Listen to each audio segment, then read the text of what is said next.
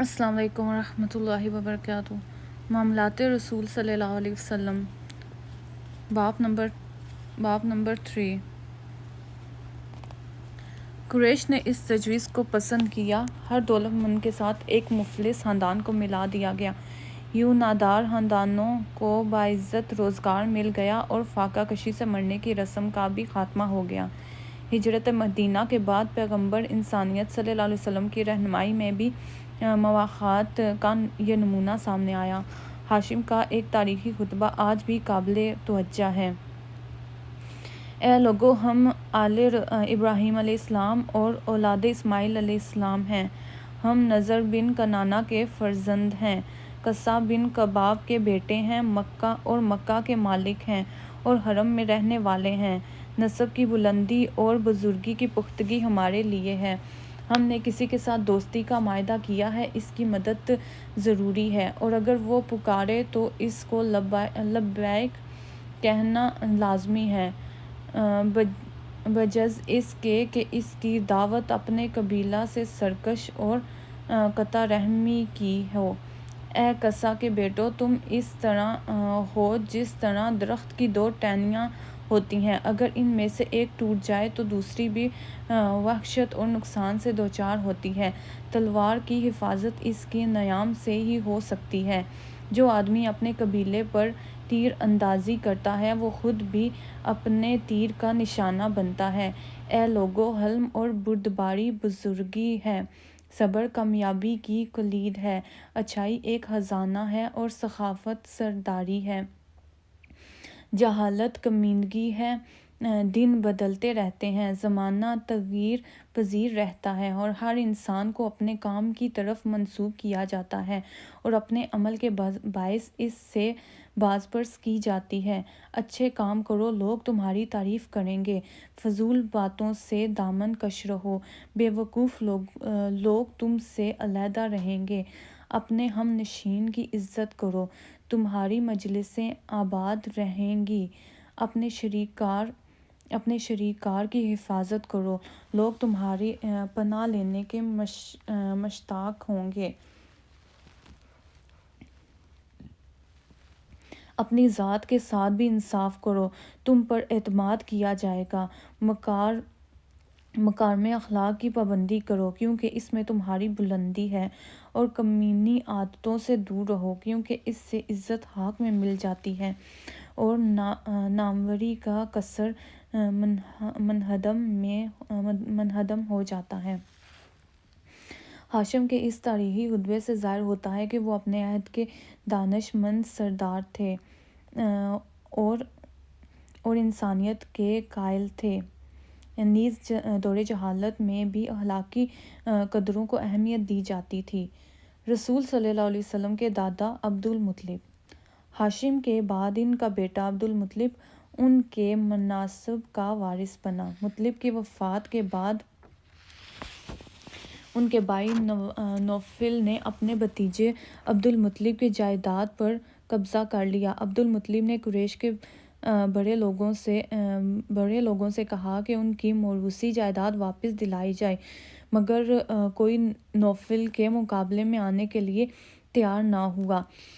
عبد المطلب نے مایوس ہو کر یثرب مدینہ میں اپنے ماموں ابو سعید کو خط لکھا اور مدد کی درخواست کی۔ ابو سعید اپنے قبیلے کے 80 مسلح آدمی لے کر مکہ آئے۔ نوفل حرم کے پاس قریش کے سرداروں کی محفل میں بیٹھا تھا۔ ابو سعید نے تلوار نیام سے نکال کر نوفل سے کہا، اگر تم نے میرے بھانجے کی جائیداد واپس کرنے کا اعلان نہ کیا تو تمہارا سر تن سے جدا کر دیا جائے گا۔ نوفل پریشان ہو گیا اور اس نے عبد المطلب کی جائیداد سے دستبرداری کا اعلان کر دیا۔ قریش مکہ نے بھی عبد المطلب کی سرداری کو تسلیم کر لیا۔ عبد المطلب خوبصورت، خوش اخلاق اور شیریں بیان تھے۔ چشمہ زمزم کی بازیافت۔ چشمہ زمزم کی بازیافت عبد المطلب کا یادگار کارنامہ ہے۔ بنو جرہم نے مکہ سے جاتے ہوئے یہ چشمہ بند کر دیا تھا۔ وقت گزرنے کے ساتھ اس چشمے کے مقام کا بھی کسی کو علم نہیں رہا تھا۔ اللہ تعالیٰ نے اس چشمے کی دریافت کا اعزاز عبد المطلب کو بخشا اور انہیں ہوا میں چشمے کا محل وقوع دکھا دیا۔ عبد المطلب نے اپنے بڑے بیٹے حارث کے ساتھ چشمے کی کھدائی شروع کر دی۔ باپ بیٹے کی محنت رنگ لائی۔ جب پانی کے آثار نمودار ہوئے تو عبد المطلب بے ساختہ اللہ اکبر پکار اٹھے۔ قریش جو کھدائی میں تعاون کے لیے تیار نہ تھے، چشمے کی دریافت پر کہنے لگے کہ زمزم چونکہ ان کے والد اسماعیل علیہ السلام کی ملکیت ہے، لہٰذا سارے قریش اس میں حصہ دار ہیں۔ اس کنویں سے تلواریں، زرہیں اور سونے کے دورن بھی برآمد ہوئے تھے۔ ان قیمتی اشیاء کی وجہ سے قریش عبد المطلب سے لڑائی پر آمادہ ہو گئے۔ آخرکار قرعہ اندازی پر اتفاق ہو گیا۔ قرعہ اندازی سے سونے کے ہرن بیت اللہ کے نام جبکہ تلواریں اور زرہیں عبد المطلب کے نام نکل آئیں۔ عبد المطلب نے سونے کے ہرن بیت اللہ کے دروازے کی سجاوٹ پر لگا دیے اور زمزم سب قریش والوں کے لیے کھول دیا۔ نیز قریش نے حاجیوں کو پانی پلانے کا حق عبد المطلب کا تسلیم کر لیا۔ ابرہہ کا مکہ پر حملہ۔ ہمیری حکومت سبا کی حدود ملکیت جنوبی عرب سے شروع ہو کر بتدریج شمالی عرب اور افریقہ تک وسیع ہو جاتی تھی۔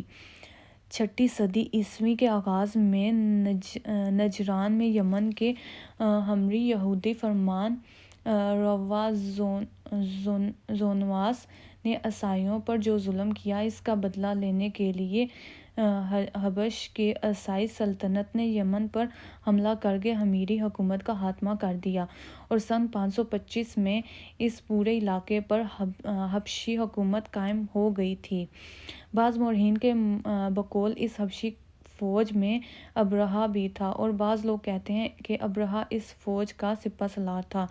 رفتہ رفتہ وہ یمن کا خود مختار بادشاہ بن گیا۔ اس نے شاہ حبش کی بالادستی تسلیم کر رکھی تھی اور اپنے آپ کو نائب شاہ لکھتا تھا۔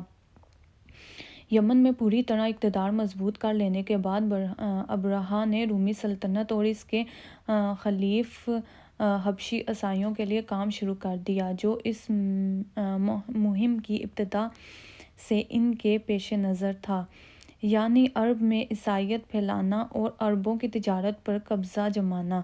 ابرہہ نے اس مقصد کے لیے یمن کے دارالسلطنت صنعا میں ایک عظیم الشان کلیسا تعمیر کرایا۔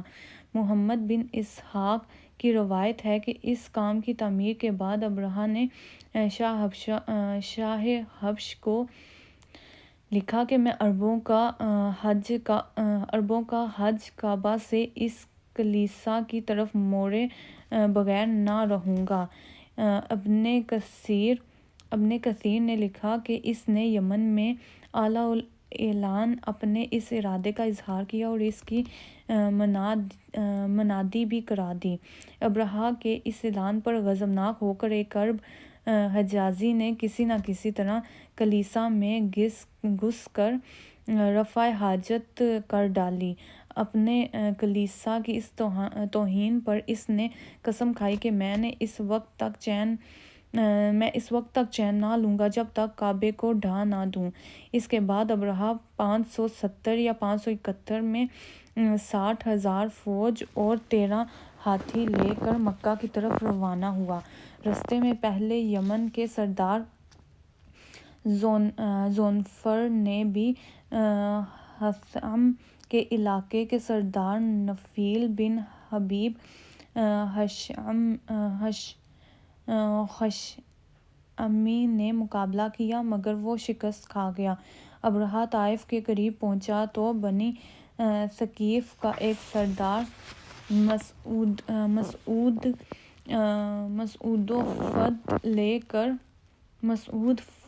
وفد لے کر اس سے ملا اور کہا ہمارا بت گدھا معبد نہیں جسے آپ ڈھانے آئے ہیں، وہ تو مکہ میں ہے، اس لیے آپ ہمارے معبد کو چھوڑ دیں، ہم مکہ کا راستہ بتانے کے لیے آپ کو رہنما فراہم کیے دیتے ہیں۔ ابرہہ نے یہ پیشکش قبول کر لی اور بنی ثقیف نے ابو رغال نامی ایک آدمی کو اس کے ساتھ کر دیا۔ جب مکہ 3 کوس رہ گیا تو رستے میں ابو رغاب مر گیا۔ عرب مدتوں اس کی قبر پر سنگ باری کرتے رہے۔ بنی ثقیف کو بھی وہ سالہ سال تک طعنے دیتے رہے کہ انہوں نے لات کے مندر کو بچانے کے لیے بیت اللہ پر حملہ کرنے والوں سے تعاون کیا۔ محمد بن اسحاق کی روایت ہے کہ المغمس سے ابرہہ نے اپنے مقدمہ الحبیش کو آگے بڑھایا اور وہ اہل تہامہ اور قریش کے بہت سے مویشی لوٹ کر لے گیا، جس میں حضرت محمد رسول اللہ صلی اللہ علیہ وسلم کے دادا عبد المطلب کے بھی 200 اونٹ تھے۔ اس کے بعد اس نے اپنے ایک ایلچی کو مکہ بھیجا اور اس کے ذریعے سے اہل مکہ کو یہ پیغام دیا کہ میں تم سے لڑنے نہیں آیا بلکہ اس گھر کعبہ کو ڈھانے آیا ہوں۔ اگر تم نہ لڑو تو میں تمہارے جان و مال سے کوئی تعرض نہ کروں گا۔ مکے کے سب سے بڑے سردار اس وقت عبد المطلب تھے۔ ایلچی نے ان سے مل کر ابرہہ کا پیغام پہنچایا۔ انہوں نے کہا کہ ہم میں ابرہہ سے لڑنے کی طاقت نہیں ہے، یہ اللہ کا گھر ہے، وہ چاہے گا تو اپنے گھر کو بچا لے گا۔ ایلچی نے کہا کہ آپ میرے ساتھ ابرہہ کے پاس چلیں۔ وہ اس پر راضی ہو گئے اور اس کے ساتھ چلے گئے۔ وہ اس قدر وجیح اور دلکش شخص تھے کہ انہیں دیکھ کر ابرہہ بہت متاثر ہوا اور اپنے تخت سے اتر کر ان کے پاس آ کر بیٹھ گیا۔ پھر پوچھا کہ آپ کیا چاہتے ہیں؟ انہوں نے کہا کہ میرے جو اونٹ پکڑ لیے گئے ہیں وہ مجھے واپس دے دیے جائیں۔ ابرہہ نے کہا کہ آپ اپنے اونٹوں کا مطالبہ تو کر رہے ہیں اور یہ گھر جو آپ کا اور آپ کے آبائی دین کا مرجع ہے اس کے بارے میں کچھ نہیں کہتے۔ انہوں نے کہا میں تو صرف اپنے اونٹوں کا مالک ہوں اور انہی کے بارے میں آپ سے درخواست کر رہا ہوں۔ رہا یہ گھر تو اس کا ایک رب ہے، وہ اس کی حفاظت خود کر لے گا۔ ابرہہ نے جواب دیا وہ اس کو مجھ سے نہ بچا سکے گا۔ عبد المطلب نے کہا آپ جانیں اور وہ جانیں۔ دوران گفتگو عبد المطلب نے یہ بھی کہا یہ اللہ کا گھر ہے، آج تک اس نے کسی کو اس پر مسلط نہیں ہونے دیا۔ یہ کہہ کر وہ ابرہہ کے پاس سے اٹھ گئے اور ابرہہ نے ان کے اونٹ واپس کر دیے۔ قریش اتنی بڑی فوج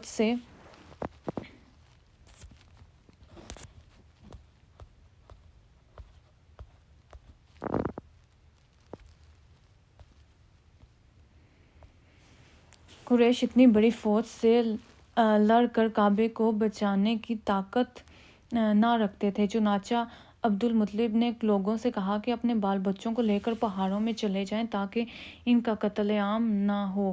پھر وہ قریش سے چند سرداروں کے ہمراہ حرم میں حاضر ہوئے اور اللہ کے حضور دعائیں مانگنے لگے کہ وہ اپنے گھر کی حفاظت فرمائے۔ ابن ہشام سہیلی اور ابن جریر نے عبد المطلب کے جو اشعار نقل کیے وہ یہ ہیں۔ اعلیٰ بندہ اپنے گھر کی حفاظت الہی بندہ اپنے گھر کی حفاظت کرتا ہے، تو بھی اپنے گھر کی حفاظت فرما۔ کل ان کی صلیب اور ان کی تدبیر تیری تدبیر کے مقابلے میں غالب نہ آنے پائے۔ اگر تو ان کو اور ہمارے قبیلے کو اپنے حال پر چھوڑ دینا چاہتا ہے تو جو تو چاہے کر۔ صلیب کی آل اور اس کے پرستاروں کے مقابلے میں آج اپنی آل کی مدد فرما۔ اے میرے رب تیرے سوا میں ان کے مقابلے میں کسی سے امید نہیں رکھتا۔ اے میرے رب ان سے اپنے حرم کی حفاظت فرما۔ اس گھر کا دشمن تیرا دشمن ہے، اپنی بستی کو تباہ کرنے سے ان کو روک۔ یہ دعائیں مانگ کر عبد المطلب اور ان کے ساتھی بھی پہاڑوں میں چلے گئے۔ دوسرے روز ابرہہ مکے میں داخل ہونے کے لیے آگے بڑھا تو اس کا خاص ہاتھی محمود جو آگے تھائے کا آگے آگے تھا، یکایک بیٹھ گیا۔ بہت کوشش کی مگر وہ اپنی جگہ سے نہ ہلا۔ اتنے میں ابابیلوں کے گول اپنے چونچوں اور پنجوں میں سنگریزے لیے ہوئے آئے اور انہوں نے اس لشکر پر سنگریزوں کی بارش کر دی، جس سے سارا لشکر ہلاک اور برباد ہو گیا۔ یہ واقعہ مزدلفہ اور منا کے درمیان محصب وادی کے قریب محصر کے مقام پر پیش آیا۔ جس سال یہ واقعہ پیش آیا، اہل عرب اسے عام الفیل کہتے ہیں۔ اسی سال حضرت رسول اللہ صلی اللہ علیہ وسلم کی ولادت مبارکہ ہوئی۔ اصحاب الفیل کا واقعہ محرم میں پیش آیا تھا، جبکہ رسول اللہ صلی اللہ علیہ وسلم کی ولادت ربیع الاول میں ہوئی تھی۔ قرآن پاک میں اس واقعے کے بارے میں ارشاد ربانی ہے، کیا آپ کو معلوم نہیں کہ آپ کے پروردگار نے ہاتھی والوں کا کیا انجام کیا؟ ان کے داؤ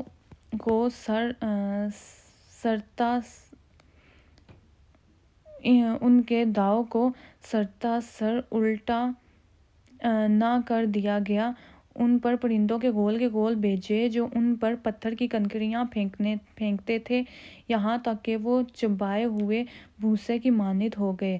عبد المطلب ہر سال ماہ رمضان میں غار حرا میں خلوت نشین رہتے اور خدا کی عبادت کرتے۔ وہ مسکینوں کو کھانا کھلاتے اور غریبوں کی مدد کرتے، اپنی اولاد کو ظلم اور سرکشی سے روکتے۔